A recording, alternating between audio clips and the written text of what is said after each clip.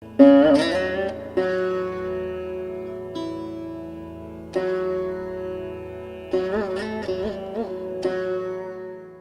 cover really grabs you because what I found so fascinating about this book is that you broke probably every rule.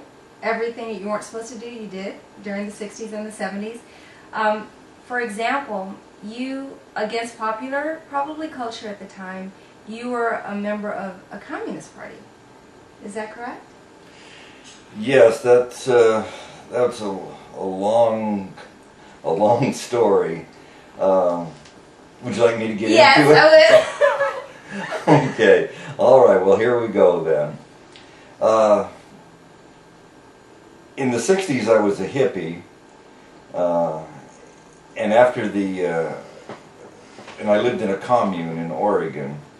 After the commune broke up in about '69, I came back down to Southern California and got involved in radical politics.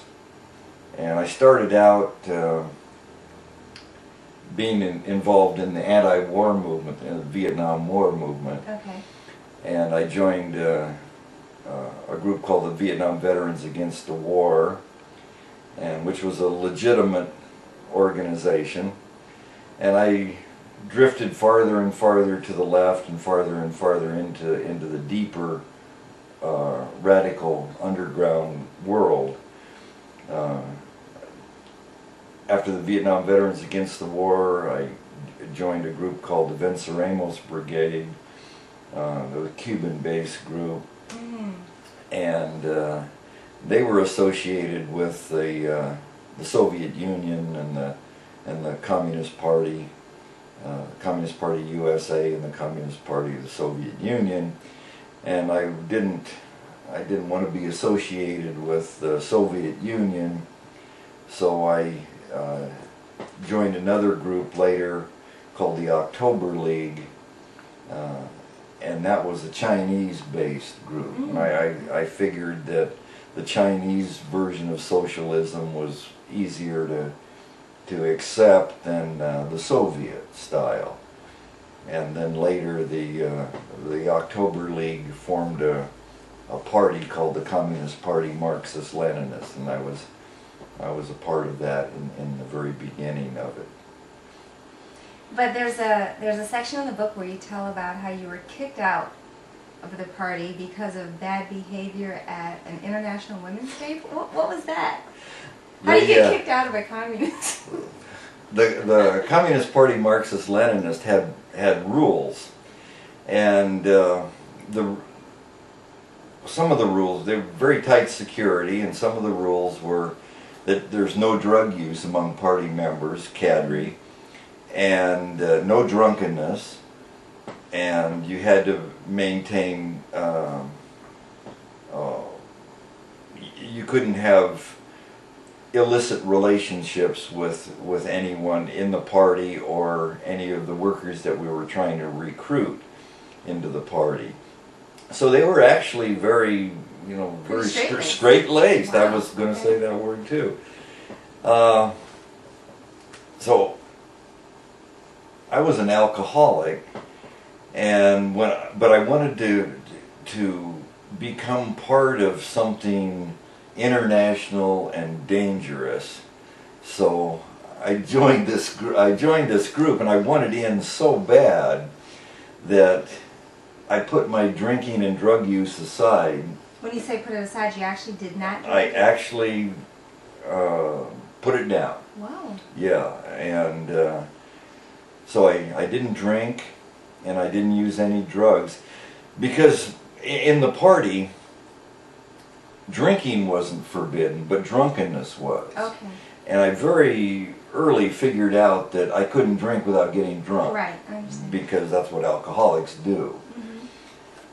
And so I decided that if I can't drink without getting drunk, I won't drink at all.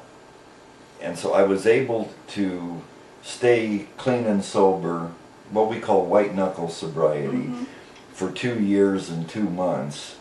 That's a long time. That was a long time. And that, you know, in the alcoholic world, what that did was that reinforced my denial that I must not be an alcoholic, because I can quit on my own for 2 years and 2 months and not go to any meetings and not call myself an alcoholic or not get any counseling or anything like that. But my desire to join this underground group was so strong that I went along with the program. That within 2 years, I started drinking near beer, so-called non-alcoholic beer, and I found that I could get a buzz if I chugged down 2 or 3 of these non-alcoholic beers. I could actually get an alcoholic buzz, and I found out that there is a small percentage of alcohol in the so-called non-alcoholic beer. One day I was driving down the freeway and I heard something on the news I didn't like that offended me, and we bombed Cambodia or something, and it upset me, and I pulled off the freeway and I went into a bar that I used to frequent before my white knuckle sobriety, and I went in and had a Budweiser, and then I had another one. And I didn't tell anybody about it, didn't tell my comrades about it or anything like that. And the next weekend I bought a 6-pack. And within 3 weeks I was doing coke and doing things that I had sworn I would never do. And so I was on a full-blown run. But I was hiding it from the party.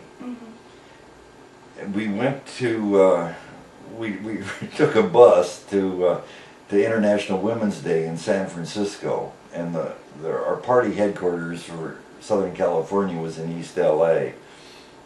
So we took this rickety old school bus to San Francisco, singing these goddamn party songs, singing the International. I'm just so sick of it. Because were you drinking? Yeah, I was drinking. And I was thinking, what am I doing with these commies? You know, I was getting all disillusioned already, and you know, I just wanted to blow shit up. You know, I didn't care about, you know, any kind of philosophy. I was just angry. You know, I just wanted to set fires and destroy things. So I didn't care about Marxist Leninism, Mao Zedong thought. Right, you know? right. So we're on the bus and we're singing the commie songs, and I'm sneaking some wine. I get to San Francisco and I bugged out. Hit the Mission District and Market Street, and I just started hitting bars. Flew home on a credit card that wasn't mine. And a few days later I get a call from the party, and they wanted me to meet them in Long Beach, and they had you know, some things they wanted to talk to me about, and I knew I was in big trouble. So I met the group at a coffee shop in Long Beach, and we had what's in every cell meeting, in every party cell meeting, whether it's Communist Party USA or Communist Party China or Cuba, you engage, at the end of a meeting, you engage in what's called criticism, self-criticism. And you have to use party terminology to define your behavior. It's a well-regulated way of speaking. And so they asked me to describe my behavior in San Francisco for International Women's Day. And this may sound strange, but this is the way we talked. So I told them that I was guilty of bourgeois self-interest, ultra-left adventurism, and of bowing to spontaneity. You had to say it like that. I had to say it like that. Yeah. And then they said, that's true, now we'll expand on that. And so they pretty much tore me a new one. And they said, come back, you know, you're welcome to come back when you get your shit together, essentially, and you want to take revolution seriously. And I didn't. And they were very serious people. And so that's the story of how, how I got in and got out Got of it. the communist movement.